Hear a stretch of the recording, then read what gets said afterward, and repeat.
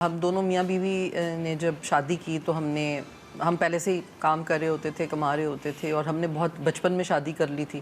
تو ہماری بہت ساری ارمان ایسے تھے جو نہیں ہوئے تھے. تو جو ہم نے شروع میں, تو جب ہم نے کہا ہے ہم نے دھنا دھن اپنے ارمان پورے کیے, ہمیں جو چاہیے تھا ہم نے لیا, ہم نے جہاں گھومنا تھا گھوما.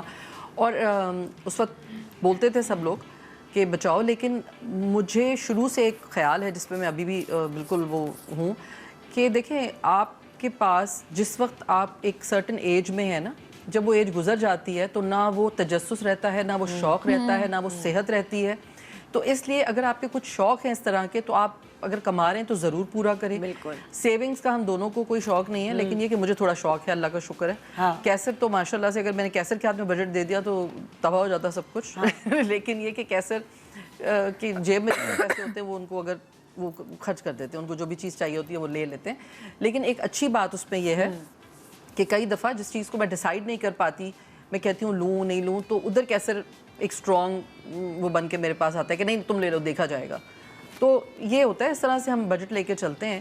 اور ہاں, ایک سرٹن ہم نے بنایا ہوا ہے کہ بھئی ہمیں مہینے کا اتنا چاہیے, لیکن سیونگز کے معاملے میں یہ کہ بس جو بھی سیو کرتے ہیں فار رینی ڈیز یا ایک سم اماؤنٹ ہے, لیکن ادروائز میں کہتی ہوں کہ اللہ تعالیٰ نے جو آپ کو دیا ہے اس کو انجوائے کریں. آپ بڑھاپے میں جا کے تو پھر دواؤں پہ خرچ ہونا شروع ہو جاتا ہے, اللہ معاف کرے, آدمی کہتا ہے کہ یہ لے لو وہ لے لو. تو بس تھوڑا سا ایسے ہے کہ مجھے مزہ آتا ہے ذرا میں جو بھی کماؤں اس کو خرچ کروں, اس کو انجوائے کروں, کیونکہ میں اس اصول پہ ہوں, جو میں نے ایک اصول بنا لیا ہے اب پچھلے کچھ 1-2 سالوں سے, سمجھ لیں کہ وہ اس سال کا وہ اصول ہے, ڈائی وتھ زیرو. صحیح ہے. ویسے بھی جین زی یہی سوچتے ہیں آئی گیس. جین زی کی مائیں بھی یہی سوچ رہی ہیں. ہاں, بہت صحیح کر, ڈائی وتھ زیرو. تو بس بچوں کو میں نے یہ کہہ دیا کہ بھئی تمہیں ہم نے پڑھانا تھا, پڑھا دیا.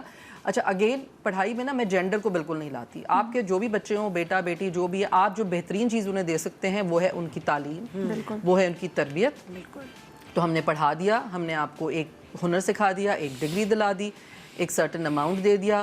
اب آپ کا جو دل چاہے کریں, باقی کے سارے میرے, میں ان سے جیسے دل چاہے ان کو خرچ کروں. بالکل. تبھی وہ کہہ رہی ہے نا کہ میں اپنی مینٹل ہیلتھ کا خیال رکھتی ہوں, اور مجھے لگتا ہے جہاں مجھے کام کرنا چاہیے میں کرتی ہوں, کیونکہ اب وہ پریشرز نہیں ہے نا جو ہوتے تھے کہ بچوں کی فیس جانی ہے, گھر کا.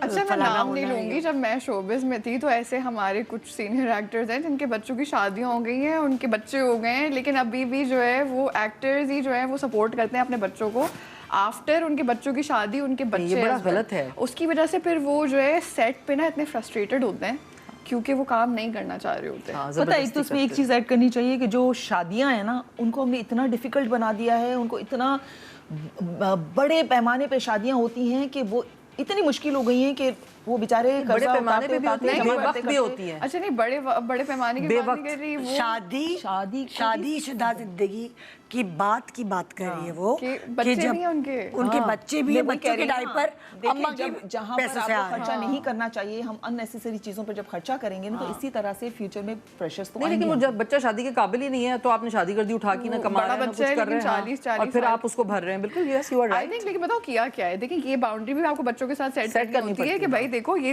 ایجوکیشن دلا دی ہے, آپ کو تھوڑی سی اماؤنٹ دے دی ہے, اب اس کے آگے آپ کا کام ہے, اس کے آگے میں نہیں آپ کو پوری زندگی سپورٹ کرتی. تبھی تو میں نے کہا نا کہ جب بچے شادی شدہ ہوں تو آپ ان کو الگ گھر بنانے دیں تاکہ ان کے اوپر وہ ذمہ داری آئے, تاکہ ان کو پتہ ہو. یہ بہت ضروری ہے. یہ آج کل ایسا بھی ہو رہا ہے کہ بیچارے ماں باپ ابھی تک بچوں کو شادی شدہ بچوں کے پیسے دے رہے ہیں. 2 دن بھوکا چھوڑا, دیکھو کیسے کام کرنے نکلیں گے.